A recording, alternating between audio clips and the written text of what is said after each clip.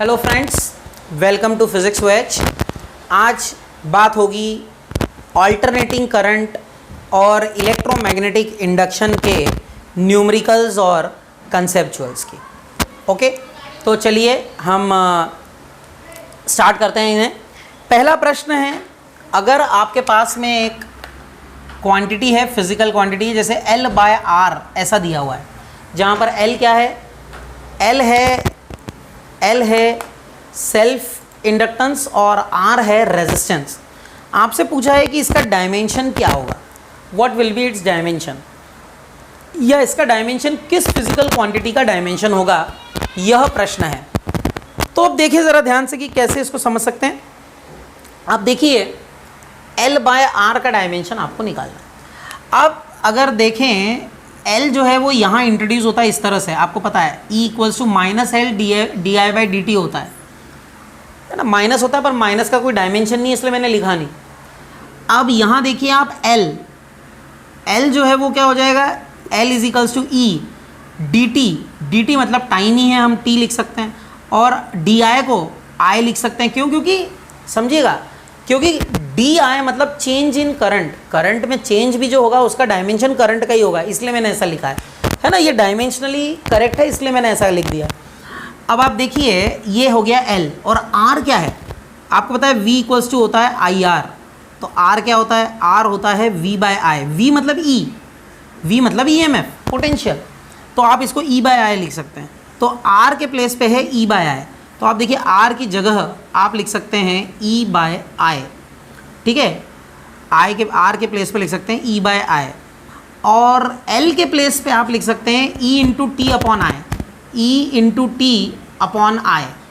ठीक है। अब आप ध्यान से समझिए, इसको मैं सॉल्व करूँगा, यदि ये हो जाएगा E/T/I E, और ये I ऊपर चला जाएगा। अब देखिए ज़रा क्या क्या कैंसिल हो जाता है, E से E कैंसिल है, I से I कैंसिल है, क्या बच रहा है, टाइम, है ना, जो किसी के पास नहीं है वो बच गया। तो टाइम जो है इसका डायमेंशन, मतलब कि यदि हम L/R का डायमेंशन निकालेंगे तो हमें डायमेंशन किसका मिलेगा, टाइम का डायमेंशन मिलेगा। Okay, we will get the dimension of time. So this is what is the conclusion of this discussion, L/R का डायमेंशन टाइम का है। So next question is RC, इसका डायमेंशन उसी तरह L/R का जैसे किया था वैसे ही निकालना है। अब RC यदि हम बात कर रहे हैं, R है रजिस्टर और C है कैपेसिटर, तो इसका डायमेंशन किस फिजिकल क्वांटिटी के डायमेंशन जैसा होगा, समझिए ज़रा। आपको पता है V = IR होता है, तो R जो है वो किसके इक्वल हो जाता है, V/I के इक्वल हो जाता है। और C की बात करें तो आपको पता है Q = CV होता है। अगर Q = CV होता है तो V क्या हो जाएगा, Q/C हो जाएगा। क्लियर है, V क्या हो जाएगा, Q/C। तो आपके पास V, या एक काम करो, C = Q/V लिख दो, C = Q/V लिख देते हैं। अब ये R है और ये C है, इन दोनों को मल्टीप्लाई कर दो, तो ये हो जाएगा RC, और RC क्या हो जाएगा, V/I × Q/V। अब ये क्या आ जाएगा, ये आ गया आपका Q/I, I क्या होता है, Q/T, Q से Q गया, तो क्या बचेगा, RC आ गया T के इक्वल। किसके इक्वल आ गया, T के, टाइम के इक्वल आ गया। क्लियर है, RC आ गया टाइम के इक्वल। तो जो डायमेंशन है इसका, टाइम का डायमेंशन होगा m0 l0 t1, this will be the dimension of RC। L/R का भी डायमेंशन वही होता है, ठीक है ना, ये बेसिकली टाइम के ही डायमेंशंस होते हैं। आई होप आपको दोनों ये समझ में आ गए होंगे। देखिए अब नेक्स्ट क्वेश्चन जो है वह कुछ इस तरह से है कि यदि आपको एक कैपेसिटेंस का कैपेसिटेटिव रिएक्टेंस दिया हुआ है, आपको प्लॉट करना है कैपेसिटिव रिएक्टेंस और फ्रीक्वेंसी के बीच में ग्राफ, और इसी तरह आपको इंडक्टिव रिएक्टेंस और फ्रीक्वेंसी के बीच में, AC की फ्रीक्वेंसी के बीच में ग्राफ प्लॉट करना है। ओके, तो कैसे होगा ज़रा देखिए, XC जो होता है वो होता है 1/ωc, और आपको पता है ओमेगा क्या होता है 2 पाई न्यू सी, ये होता है एक्सी। अब देखो 2 पाई सी ये सब तो कांस्टेंट है, तो एक्सी जो है वह इन्वर्सली प्रोपोर्शनल टू न्यू हो जाएगा।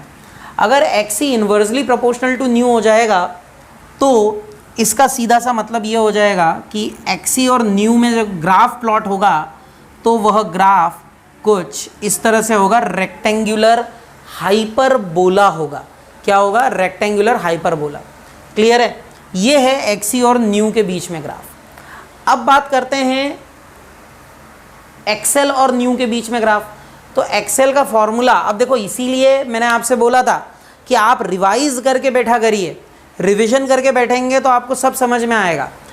एक्सेल और न्यू के बीच में अगर ग्राफ हम प्लॉट करते हैं तो एक्सेल जो है वह ओमेगा एल के इक्वल है। XL is equal to omega L. तो आप देखिए ओमेगा 2 पाई न्यू होता है तो ये हो जाएगा 2 pi nu L. XL is 2 pi nu L. अब फिर से 2 पाई एल, ये सब तो सॉरी 2 पाई, हाँ एल कांस्टेंट है, तो एक्सेल जो है वह डायरेक्टली प्रोपोर्शनल टू न्यू हो जाएगा। कहने का मतलब यह है कि अगर आप एक्सेल और न्यू के बीच में ग्राफ प्लॉट करेंगे तो एक्सेल और न्यू के बीच में ग्राफ एक स्ट्रेट लाइन आएगा, क्योंकि वो डायरेक्टली क्या है? प्रोपोर्शनल है।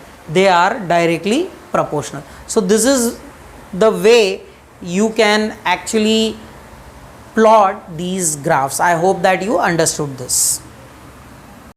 देखिए नेक्स्ट कॉन्सेप्चुअल क्वेश्चन है, वह ये कह रहा है कि a capacitor it blocks DC, it blocks constant DC and it allows AC Y.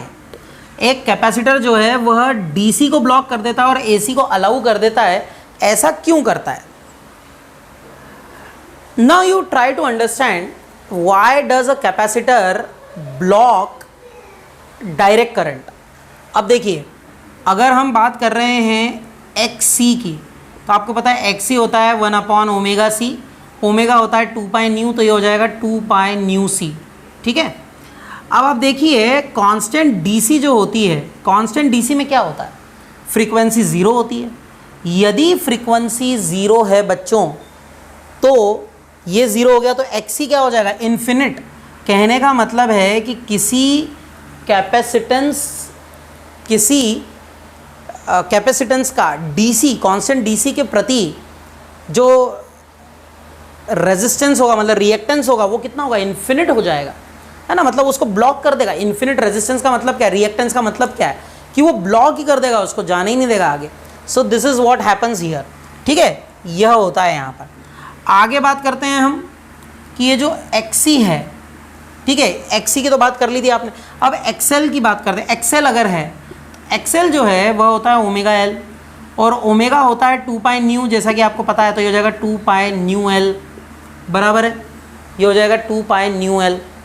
अब बात आती है कि जब ये अपन ने 2 पाई न्यू L कर दिया, XL is 2 pi new L, यहाँ एक बात बहुत ध्यान से समझिएगा, ये 2 पाई और L तो सब कांस्टेंट है, तो XL जो है डायरेक्टली प्रोपोर्शनल टू न्यू है। अब AC में क्या होता है कि अगर AC की फ्रीक्वेंसी कम है तो उसके लिए इंडक्टिव रिएक्टेंस भी कम होगा। कहने का मतलब है कि lesser the frequency lesser the inductive reactance. और इसका क्या मतलब होगा? इसका सीधा सा मतलब यह हो जाएगा कि AC को जो है इंडक्टेंस बहुत आसानी से क्या कर देगा? फ्लो होने देगा, अगर फ्रीक्वेंसी कम है तो। परंतु अगर फ्रीक्वेंसी बढ़ेगी तो इसमें भी इंडक्टेंस बढ़ेगा, पर लो फ्रीक्वेंसी के लिए तो वह आसानी से क्या होने देता है? फ्लो होने देता है। And that's what was asked in the conceptual. अब देखिए ये नेक्स्ट क्वेश्चन है, रफली based on what we discussed in the last question, it is like that only. अब ध्यान से समझिएगा, ये जो एमीटर है, पहली बात तो ये एमीटर सामान्य एमीटर नहीं है। ये देखिए जो नॉर्मल एमीटर्स होते हैं, हमने पढ़ा है deflection of a current carrying coil in a magnetic field, ये आपने पढ़ा हुआ है। तो ये सामान्य एमीटर नहीं है। ये कैसा एमीटर है? इसको हॉट वायर एमीटर बोलते हैं। मतलब कि ये करंट फ्लो होने पर उसकी हीट के कारण हॉट हो जाता है, उसकी वो हीटअप हो जाता है और उसके कारण उस करंट का मेजर किया जाता है ना। यहाँ क्या हो रहा है? यहाँ पर हमने दो सर्किट्स बिल्कुल एक जैसे ही लिए हुए हैं, आरसी सर्किट है, बस यहाँ आपने डीसी लगाया, यहाँ पर आपने एसी लगाया। अब प्रश्न क्या है मालूम है? प्रश्न यह है कि जो एसी है उस वाले सर्किट में ये हॉट वायर एमीटर जो है ये रीडिंग देता है, लेकिन यहाँ पर ये रीडिंग नहीं देता है। तो प्रश्न यह है कि रीडिंग क्यों नहीं देता है? Why does this hot wire ammeter not give any reading when DC is connected but it gives when AC is connected। अब आप देखिए इस प्रश्न का उत्तर वही है जो हमने पिछली बार देखा था। आपको पता है कि कांस्टेंट DC के केस में जो XC होता है, XC टेंड्स टू इन्फिनिट हो जाता है, और XC टेंड्स टू इन्फिनिट का मतलब है कि कैपेसिटर जो है DC करंट को क्या कर देगा? ब्लॉक कर देगा। ब्लॉक करने का मतलब है जाने ही नहीं देगा, और यदि यह जाने नहीं देगा तो इसका सीधा सा मतलब हो जाएगा कि यहाँ पे रीडिंग मिलना ही नहीं, करंट फ्लो ही नहीं हो पाएगा। लेकिन यहाँ पर करंट फ्लो होगा, और क्योंकि करंट फ्लो होगा इसलिए आपको यहाँ पर करंट की वैल्यू मिलेगी। सो जैसा मैंने आपसे कहा था, रफली based on the previous question, of course it was. I hope it is clear to you. Next question is how to sketch a graph, how will you sketch a graph between impedance of an LCR circuit and frequency of applied alternating EMF। applied alternating EMF और impedance of LCR circuit में graph आपको क्या करना है? Plot करना है। तो अब ज़रा आप समझिएगा ध्यान से। इम्पिडेंस ऑफ LCR सर्किट का फॉर्मूला है Z is equal to under the root R² plus XL minus XC whole square. Okay, Z equals to under the root R² plus XL minus XC whole square. This is the formula for the impedance. Okay, ये क्या है? Impedance का formula है। Clear है? अब इस फॉर्मूले में आपको ध्यान से देखना है कि ये जो इम्पिडेंस फॉर्मूला है, ठीक है, इसको हमें impedance versus frequency graph plot करना है।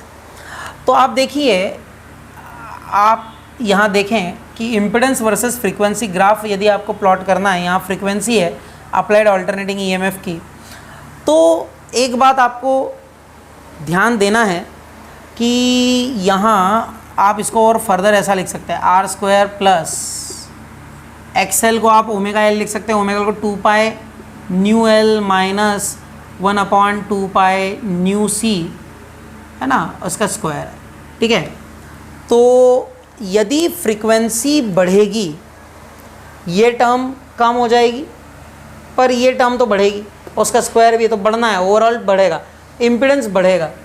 ठीक है ना, सही है। यदि फ्रीक्वेंसी बढ़ रही है,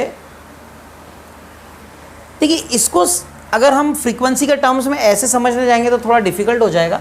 उसकी बजाय इसको आप ऐसा समझिए कि मान लीजिए कि एक पर्टिकुलर फ्रीक्वेंसी है न्यू आर, रेजोनेंस फ्रीक्वेंसी। इस पर्टिकुलर फ्रीक्वेंसी पर क्या होता है कि जो इम्पिडेंस है वो मिनिमम होता है, क्योंकि आपको पता है रेजोनेंस जब होता है तो करंट मैक्सिमम होता है। अगर करंट रेजोनेंस पर मैक्सिमम है तो इम्पिडेंस मिनिमम होगा। तो देखिए इम्पिडेंस मिनिमम होता है पर आसपास फिर से वो बढ़ जाएगा, है ना, मतलब करंट मैक्सिमम नहीं रहेगा, उसके लिए करंट कम हो जाएगा, मतलब इम्पिडेंस फिर से बढ़ जाएगा। कहने का मतलब है कि पहले इम्पिडेंस कुछ होगा, फिर वो धीरे धीरे धीरे करके ज़ीरो होगा, ज़ीरो नहीं होगा मतलब मिनिमम होगा, और उसके बाद बढ़ जाएगा। तो ये एक पैटर्न होना चाहिए। अब उसका वेरिएशन इधर कैसा होगा ये थोड़ा सा डिफ़िकल्ट है पता पाना, पर एक अंदाज़ा हम लगा सकते हैं कि कर्व जो होगा डेफिनेटली लीनियर तो होगा नहीं, कर्व्ड ही होगा, और इस तरह से ये होगा। पर मेन बात है कि एक पर्टिकुलर रेजोनेंस फ्रीक्वेंसी पे यह क्या हो जाएगा, मिनिमम हो जाएगा। That is what is most important. अब ये जो प्रश्न है इसे ज़रा ध्यान से समझिएगा। यहाँ पर हमें I0 यानी कि मैक्सिमम करंट और ओमेगा यानी कि फ्रीक्वेंसी जो है अल्टरनेटिंग EMF की वह गिवन है। 3 students X, Y and Z, X, Y and Z, 3 students X, Y and Z performed an experiment for studying variation of AC variation of AC with angular frequency in a series LCR circuit. तो 3 students ने XYZ ने इनको क्या किया, study किया, ठीक है, and obtained the graphs shown, ये 3 ग्राफ्स लाए। They all used AC sources of same RMS value, AC sources के आरएमएस वैल्यू सेम है, and inductance of same value, और इंडक्टेंस भी उन्होंने सेम वैल्यू के लिए। अच्छा, ये बहुत इंपॉर्टेंट बात है, इंडक्टेंस सेम वैल्यू का है, एल सेम दिया हुआ है, ठीक है, इतनी बात उन्होंने बोली है। इसके बाद में वो बोल रहे हैं कि अगर ऐसा है, so what can we conclude about capacitance value and resistance value used by them. तो अगर हम ऐसा कह रहे हैं तो आपको बताना है कि आप कैपेसिटेंस वैल्यू और रेजिस्टेंस वैल्यू जो कि उन्होंने यूज़ की है उनके बारे में आप क्या कह सकते हैं, मतलब आप क्या गेस कर सकते हैं कि भाई क्या हुआ होगा, उन्होंने जो यूज़ की होगी वैल्यूज़, ये आपसे पूछा है। अच्छा, आप देखिए जैसे ये स्टूडेंट है, मान लीजिए एक्स है, ये ब्लैक वाला, अगर ये एक्स है तो एक्स जो है ना, इसका इस पर्टिकुलर फ्रीक्वेंसी पे क्या हो रहा है, मैक्सिमम करंट जा रहा है। आपको पता है कि अगर एक पर्टिकुलर फ्रीक्वेंसी में मैक्सिमम करंट जा रहा है मतलब वो एंगुलर फ्रीक्वेंसी कौन सी फ्रीक्वेंसी है, रेजोनेंस फ्रीक्वेंसी है। मतलब अच्छा, ये केवल एक्स के लिए नहीं हो रहा है, वाई के लिए भी ऐसे ही हो रहा है मैक्सिमम करंट, जेड के लिए भी मैक्सिमम करंट।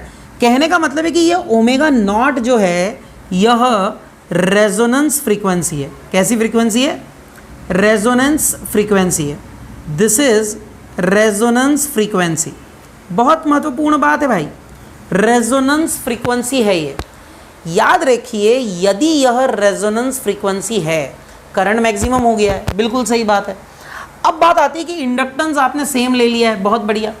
अगर मैं करंट का फॉर्मूला लिखता हूँ, अगर मैं करंट का फॉर्मूला लिखता हूँ तो आपको पता है करंट क्या होता है, I naught equals to V, okay, V R M S, if you want you can write V R M S upon Z, और जेड क्या होता है, जेड होता है V R M S upon under the root R square plus X L minus X C का square, ठीक है। अब इसमें एक बात ध्यान से सुनिएगा, यहाँ पर आप देखिए कि इस पर्टिकुलर फ्रीक्वेंसी पे करंट इसके लिए भी मैक्सिमम, इसके लिए भी मैक्सिमम, इसके लिए भी मैक्सिमम है, तीनों के लिए करंट मैक्सिमम है। कहने का मतलब है रेजोनेंस फ्रीक्वेंसी, और रेजोनेंस फ्रीक्वेंसी पर या रेजोनेंस की कंडीशन में आपको पता है क्या होता है, एक्सएल और एक्सी इक्वल होते हैं, है ना, यही तो होता है भाई, रेजोनेंस की कंडीशन ही यही है कि एक्सएल और एक्सी इक्वल हैं। अच्छा, अगर एक्सएल और एक्सी इक्वल हैं तो रेजोनेंस कंडीशन पर अगर एक्सएल और एक्सी इक्वल, और एक और बात कही थी पहले कि एल जो होता है वो क्या होता है, एल सेम है। अगर सेम एल है और एक्सएल और एक्सी इक्वल है, इसका क्या मतलब हो गया, इसका मतलब हो गया कि एक्सएल और एक्सी अगर इक्वल है और सेम एल सेम है तो सी भी क्या होना चाहिए, इक्वल होना चाहिए उनका, क्योंकि देखो एल सेम है और आपको पता है एक्सएल होता है ओमेगा एल और एक्सी होता है 1 अपॉन ओमेगा सी। अब उन्होंने अगर ओमेगा एल वैल्यू लेकर ओमेगा एल निकाला है तो उन सभी ने सी वैल्यू लेकर ही 1 अपॉन ओमेगा सी निकालकर वही वैल्यू निकाली होगी किसकी, जो कि एक्सएल के बराबर आई होगी। कहने का मतलब, क्योंकि देखो समझना बात को, जैसे एक्सएल जो है वह मान लो कि 5 ओम आ गया, मान लो। अब अगर आप 1 अपॉन ओमेगा सी फॉर्मूला लगाकर यदि आप एक्सी निकालेंगे जो कि एक्सएल के इक्वल आएगा, तो सीधी सी बात है सभी को सी बराबर लेना होगा, तभी तो एक्सएल के इक्वल आ पाएगा। 5 ओम तभी तो आएगा, अदरवाइज थोड़ी ना आएगा। तो सी भी सेम होना चाहिए, मतलब यदि एल सेम है तो सी के बारे में क्या कह सकते हो कि सेम वैल्यू ली होगी उन्होंने सेम वैल्यू ली होगी सी की भी, ठीक है, ये बहुत महत्वपूर्ण बात है, सी की भी सेम वैल्यू ली होगी। अच्छा, इतनी बात होने के बाद अब आप समझिए, इतना तो हो गया, तो एक्सएल इक्वल्स टू एक्सी हो जाता है, तो सीधी सी बात है कि करंट जो है वह हो जाता है जेड अपॉन आर।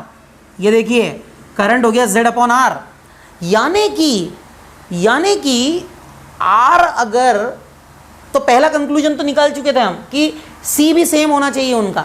दूसरा कंक्लूजन देखिए, आर अगर कम है तो करंट ज़्यादा होगा और आर अगर बहुत ज़्यादा है तो करंट कम हो जाएगा। तो यहाँ आप देख सकते हैं किसमें करंट सबसे ज़्यादा है, एक्स वाले में सबसे ज़्यादा करंट है, मैक्सिमम इन तीनों में, amongst these three it is maximum. अगर ये मैक्सिमम है तो एक्स वाले का रेजिस्टेंस क्या होना चाहिए, लीस्ट। तो आप लिख सकते हैं R X is less than, अच्छा, उसके बाद में आर वाई का करंट बीच में, तो R X is less than R Y and that should be less than R Z.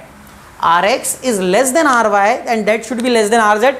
अगर ऐसा होता है तभी यह संभव है कि पहली बात कैपेसिटेंस सेम हो और रेजिस्टेंस के रिलेशंस ये हो, तभी ये ग्राफ जो है पॉसिबल होगा। I hope you understood this, thank you.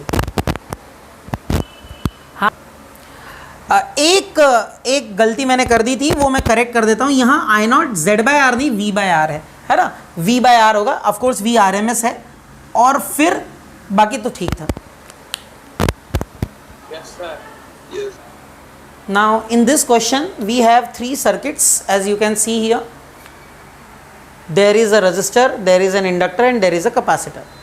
Now the question is, if they are being connected with the same alternating EMF, okay, and what is done is frequency of this alternating EMF is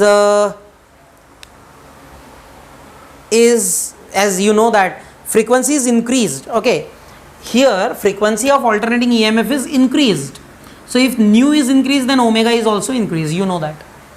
Now they are asking that in which circuit there will be current effect on the current flowing through the circuit, or there won't be any effect.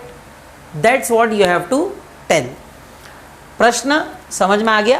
Frequency में परिवर्तन कर रहे हैं applied alternating EMF के, और आपसे पूछा है कि फ्रीक्वेंसी में परिवर्तन करने पर इन तीनों सर्किट में से किस सर्किट में जो है करंट की वैल्यू में परिवर्तन अगर होगा तो कैसा होगा, और अगर नहीं होगा तो क्यों नहीं होगा। ठीक है, तो आइए देखते हैं। अब ये अल्टरनेटिंग ईएमएफ रेजिस्टर के थ्रू फ्लो हो रहा है। अब आपको पता है current flowing through a resistor I equals to होता है V R M S upon R. अब यह आर जो है भाई, ये फ्रीक्वेंसी डिपेंडेंट ही नहीं है। R is not dependent on frequency. अब आर अगर फ्रीक्वेंसी डिपेंडेंट नहीं है तो करंट भी कुछ भी परिवर्तन नहीं होगा। So there would be no change in the current flowing through the resistor, कोई चेंज नहीं आएगा। दूसरी बात करते हैं, current is equal to V R M S upon ये होगा एक्सएल, और आपको पता है एक्सएल क्या होता है, V R M S upon XL क्या होता है, एक्सएल होता है ओमेगा एल, ओमेगा होता है 2 पाई न्यू एल, और ये है करंट। आई बात समझ में? अब आप देखिए करंट जो है यहाँ पर फ्रीक्वेंसी अगर बढ़ेगी तो करंट कम होगा, और फ्रीक्वेंसी अगर कम होगी तो करंट बढ़ेगा, यानी कि करंट बढ़ेगा यदि फ्रीक्वेंसी कम हो रही है एंड वाइस वर्सा। ठीक है, क्योंकि करंट जो है वो इन्वर्सली प्रोपोर्शनल टू फ्रीक्वेंसी है। यहाँ पर इधर आ जाइए, इस वाले में क्या होगा, current is V R M S upon XC. अब ये हो जाएगा V R M S upon XC क्या है, ओमेगा सी। ओमेगा क्या है, 2 पाई न्यू, तो ये आ जाएगा omega C that is 2 pi nu C. ठीक है, गड़बड़ कर दी हमने, एक्सी 1 अपॉन ओमेगा सी होता है, सॉरी।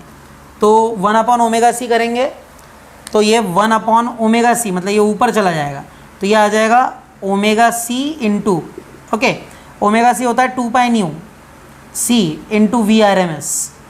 अब आप देखिए जो करंट है वो डायरेक्टली प्रोपोर्शनल टू क्या हो रहा है, फ्रीक्वेंसी हो रहा है। कहने का मतलब फ्रीक्वेंसी ज़्यादा करंट कम, फ्रीक्वेंसी कम करंट ज़्यादा। ठीक है, तो यहाँ पर क्या होगा, फ्रीक्वेंसी कम करंट कम, फ्रीक्वेंसी ज़्यादा करंट ज़्यादा। So this is how you can understand. Resistance में कोई परिवर्तन नहीं होगा कि रेजिस्टेंस फ्रीक्वेंसी डिपेंडेंट ही नहीं है। इसमें देख रहे हैं आप फ्रीक्वेंसी ज़्यादा हो रही है, करंट कम हो रहा है, और इसमें आप देख रहे हैं कि फ्रीक्वेंसी डायरेक्टली प्रोपोर्शनल है। फ्रीक्वेंसी बढ़ाने पे करंट बढ़ रहा है, फ्रीक्वेंसी कम करने पे करंट कम हो रहा है। This is how you can understand the variation. I hope that all these examples which we discuss they are clear to you. Thank you very much. Happy learning. All the best.